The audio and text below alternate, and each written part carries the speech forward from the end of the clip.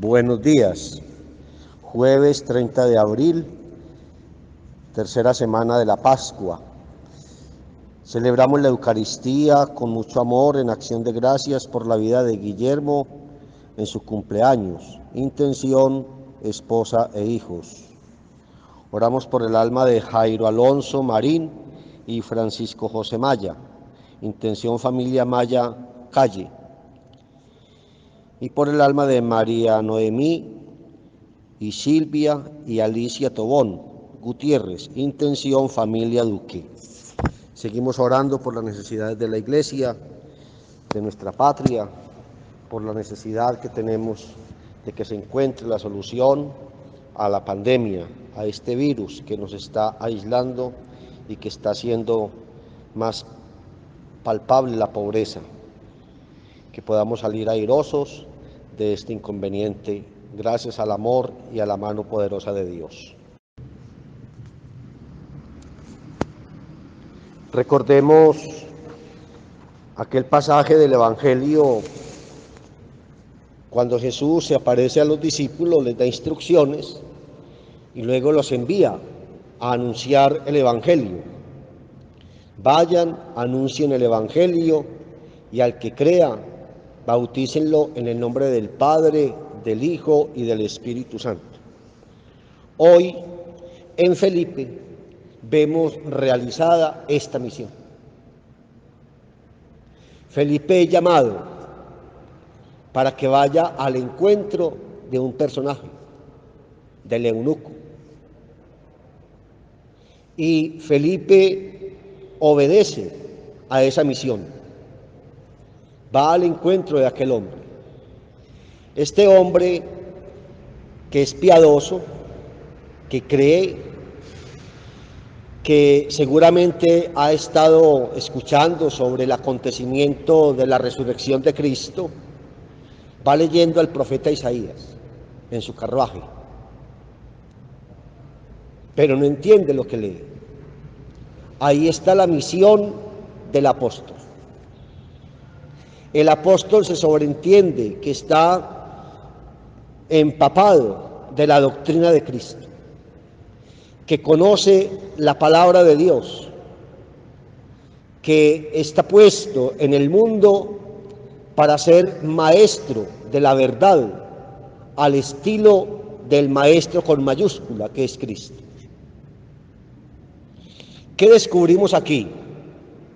Hay una total disponibilidad de Felipe para ir a cumplir aquella misión. Segundo, hay una total empatía entre este hombre eunuco y Felipe. Hay una empatía entre la palabra de Dios, Felipe y el eunuco. Se forma un triduo que converge en una aceptación por parte del eunuco de la palabra de Dios, que en definitiva le está revelando a él todo lo que se refiere a Jesucristo. El eunuco nos da a nosotros hoy un ejemplo de aceptación de la palabra de Dios. Una palabra que tiene que ser para nosotros lámpara siempre encendida para guiar nuestros pasos. Y nosotros, al estilo de Felipe, nos tenemos que preocupar por conocer tanto la palabra de Dios que la podamos explicar, que podamos hacer de la palabra de Dios un argumento de catequesis.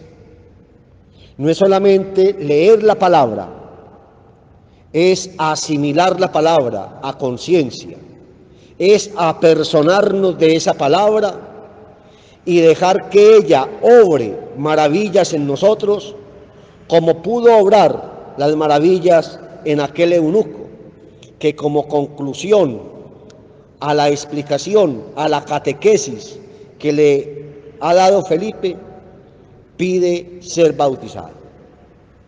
Esa es la gran conclusión a la que llega el eunuco.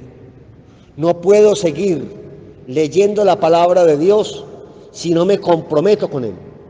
El bautismo es una manera de compromiso con la verdad que es Cristo.